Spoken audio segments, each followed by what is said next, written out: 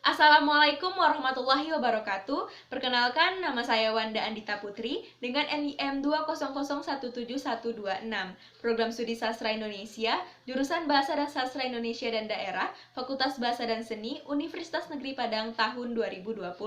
Pada kesempatan kali ini, saya akan menyampaikan materi tentang linguistik tradisional untuk memenuhi tugas ujian akhir semester mata kuliah pengantar linguistik dengan dosen pengampu, Ibu Dr. Siti Ainim Liwisti MPDM Hum.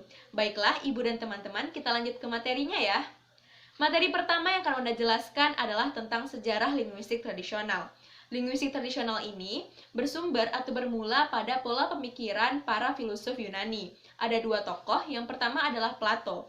Plato pada tahun 429 sebelum Masehi sampai dengan 348 sebelum Masehi membagi jenis kata bahasa Yunani kuno menjadi dua golongan, yaitu onoma dan rema. Onoma ini sekarang kita sebut sebagai subjek yang berkaitan dengan kata benda, sedangkan rema ini sekarang kita sebut sebagai predikat yang berkaitan dengan kata kerja atau kata sifat. Sementara itu, Aristoteles yang merupakan murid dari Plato membagi jenis kata bahasa Yunani kuno menjadi tiga golongan, yaitu onoma, rema, dan sindesmos. Sindesmos ini berkaitan dengan konjungsi. Selanjutnya kita akan bahas tentang ciri-ciri linguistik tradisional. Menurut Suparno, ada 6 ciri-ciri linguistik tradisional. Yang pertama adalah linguistik tradisional ini bertolak dari pola pikir secara filosofis. Yang kedua, linguistik tradisional tidak membedakan bahasa dan tulisan. Yang ketiga, linguistik tradisional ini senang bermain dengan definisi. Yang keempat, pemakaian bahasa berkiblat pada pola atau kaidah. Yang kelima, level-level gramatikal belum ditata secara rapi. Level-level gramatikal pada linguistik tradisional ini adalah huruf, kata, dan kalimat. Yang keenam, tata bahasa didominasi oleh jenis kata. Selanjutnya kita masuk kepada tokoh-tokoh linguistik tradisional berdasarkan zamannya. Yang pertama ada zaman Yunani. Di zaman Yunani ada kaum Sofis dengan dua tokoh, yaitu Pythagoras dan Gorgias. Yang kedua ada Socrates, ketiga ada Plato, keempat Aristoteles, yang kelima kaum Stoik. Kaum Alexandrian juga termasuk ke dalam zaman Yunani dengan dua tokoh yang melopori linguistik tradisional ini, yaitu Panini dan Leonard Bloomfield. Yang kedua ada zaman Romawi. Di zaman Romawi ini ada dua tokoh yang berpengaruh terhadap linguistik tradisional, yaitu Varro de Lingua dan Priscilla dengan bukunya Institutiones Grammaticae. Yang ketiga ada zaman pertengahan Eropa.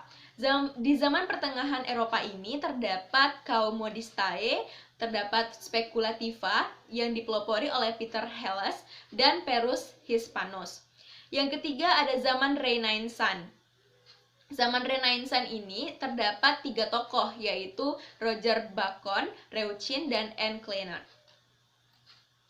Selanjutnya kita masuk kepada zaman-zaman pada linguistik tradisional. Terdapat 5 zaman sampai dengan menjelangnya lahir linguistik modern. Yang pertama ada zaman Yunani.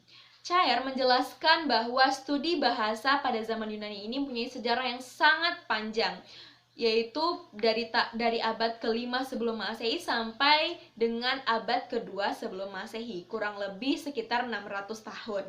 Nah, masalah pokok yang menjadi pertentangan para linguistik di zaman Yunani ini adalah pertentangan antara fisis dan nomos, yaitu mempertentangkan apakah bahasa itu bersifat alami atau bahasa itu bersifat konvensional.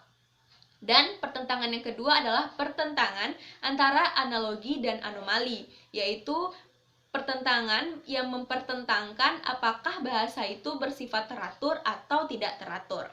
Nah, terdapat beberapa kaum dan tokoh yang berperan dalam perkembangan linguistik tradisional di zaman Yunani ini, yaitu ada kaum Sofis, Plato, Aristoteles, kaum Stoik, dan kaum Alexandrian. Yang kedua ada zaman Romawi. Studi bahasa pada zaman Romawi ini dikatakan sebagai kelanjutan dari zaman Yunani. Tokoh pada zaman Romawi ini yang terkenal ada dua. Yang pertama adalah Varro dengan bukunya De Lingua Latina. Buku ini masih memperdebatkan tentang masalah analogi dan anomali. Buku ini dibagi dalam bidang-bidang etimologi dan morfologi. Varro juga membedakan deklinasi atau perubahan bentuk kata itu menjadi dua macam, yaitu deklinasi naturalis dan deklinasi voluntaris. Nah, tokoh yang kedua adalah Priscia. Beberapa segi yang patut dibicarakan dalam bukunya yang berjudul Tata Bahasa Priscia ini adalah fonologi, morfologi, dan sintaksis. Yang ketiga ada zaman pertengahan Eropa. Dari zaman pertengahan ini dapat kita bicarakan tentang studi bahasa, yaitu kaum Wadistae. Kaum ini masih membicarakan tentang pertentangan antara fisis dan nomos dan pertentangan antara analogi dan anomali. Yang kedua, tata bahasa spekulativa merupakan hasil integrasi deskripsi gramatikal bahasa Latin ke dalam filsafat skolastik. Yang ketiga ada Petrus Hispanus dengan bukunya yang berjudul Sumulae Logicale. Nah, zaman yang keempat adalah zaman Renaissance. Zaman Renaissance ini dianggap sebagai pembukaan pemikiran abad modern. Ada dua hal yang perlu diperhatikan pada zaman Renaissance ini. Yang pertama, selain menguasai bahasa Latin, sarjana-sarjana pada waktu itu juga menguasai bahasa Yunani, bahasa Ibrani, dan bahasa Arab. Nah, yang kedua, selain bahasa Yunani, Ibrani, dan Arab, bahasa-bahasa Eropa juga mendapatkan perhatian dalam bentuk pembahasaan, penyusunan tata bahasa, dan masalah perbandingan. Yang kelima ada zaman menjelang lahirnya linguistik modern. Masa antara lahirnya linguistik modern dengan masa berakhirnya zaman Renaissance ini ada satu tonggak yang sangat penting dalam sejarah studi bahasa. Linguistik tradisional pada zaman ini dapat dikatakan bahwa yang pertama, pada tata bahasa tradisional tidak dikenal adanya perbedaan antara bahasa ujaran dengan bahasa tulisan. Yang kedua, bahasa yang disusun tata bahasanya dideskripsikan dengan mengambil patokan-patokan dari bahasa lain. Yang ketiga, kaidah-kaidah bahasa dibuat secara preskriptif, yakni benar atau salah. Yang keempat, persoalan kebahasan seringkali dideskripsikan dengan melibatkan logika. Yang kelima, penemuan-penemuan atau kaidah-kaidah terdahulu cenderung untuk selalu dipertahankan. Selanjutnya kita bahas tentang analisis kalimat menurut teori kaum sofis. Yang pertama ada analisis kalimat narasi. Contoh kalimatnya, Wanda membaca buku. Wanda termasuk ke dalam onoma. Membaca adalah rema dan buku adalah onoma. Kalimat Wanda membaca buku ini termasuk ke dalam jenis kalimat narasi karena pada kalimat tersebut menceritakan adanya aktivitas membaca buku yang dilakukan oleh Wanda.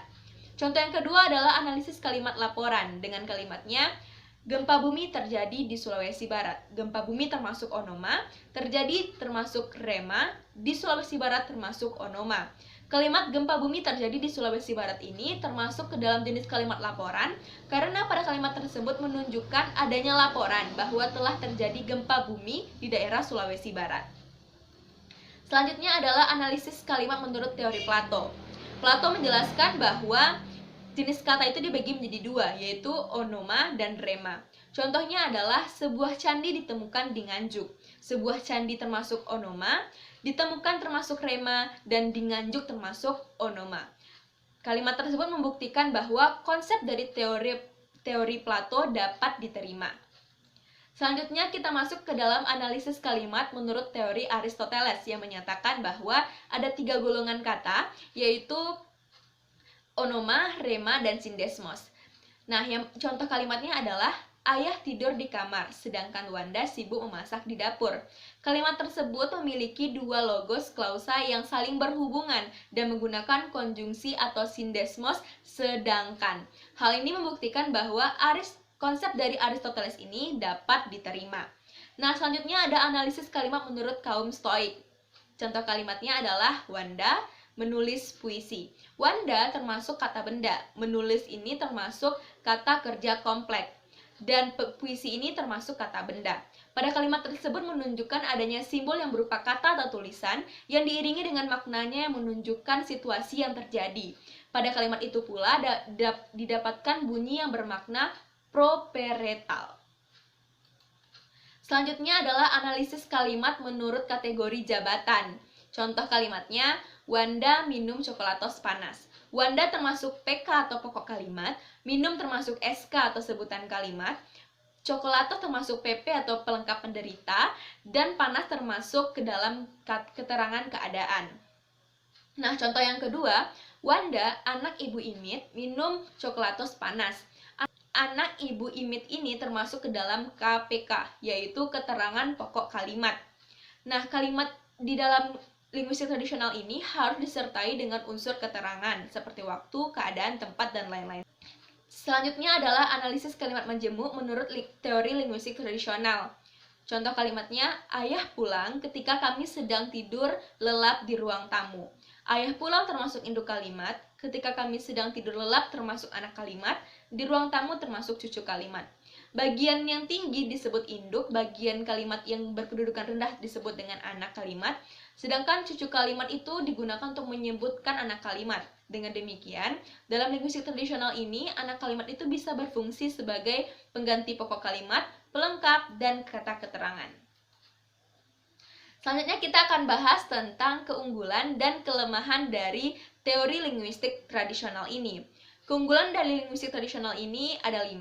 Yang pertama adalah teori linguistik tradisional ini lebih tahan lama karena bertolak dari pola pikir filsafat. Yang kedua, berkiblat pada bahasa tulisan baku. Yang ketiga, menghasilkan generasi mempunyai kepandaian dalam menghafal istilah atau definisi. Yang keempat, menjadikan penganutnya memiliki pengetahuan tata bahasa yang cukup tinggi. Yang kelima, memberikan kontribusi besar terhadap penegakan prinsip, yaitu yang benar adalah benar dan yang salah akan tetap salah. Sementara itu, kelemahan dari linguistik tradisional ini adalah yang pertama, hanya memiliki 3 level gramatikal, yaitu huruf, kata, dan kalimat. Yang kedua, pemberian pola bahasa Latin sangat berbeda dengan bahasa Indonesia. Yang ketiga, adanya permasalahan dari jenis kata. Yang keempat, tidak memungkinkan untuk menyentuh aspek komunikatif. Yang kelima, belum membedakan antara bahasa dan tulisan, sehingga masih terdapat kekacauan antara bahasa dan tulisan. Yang keenam, tidak pernah menyajikan kenyataan bahasa yang kemudian dianalisis dan disimpulkan. Baiklah ibu dan teman-teman semuanya, itulah materi yang Wanda sampaikan, semoga dapat dipahami. Terima kasih atas perhatiannya dan mohon maaf atas segala kesalahan dan kekurangan. Jangan lupa di like, komen, dan di subscribe ya teman-teman. Sampai jumpa, Assalamualaikum warahmatullahi wabarakatuh.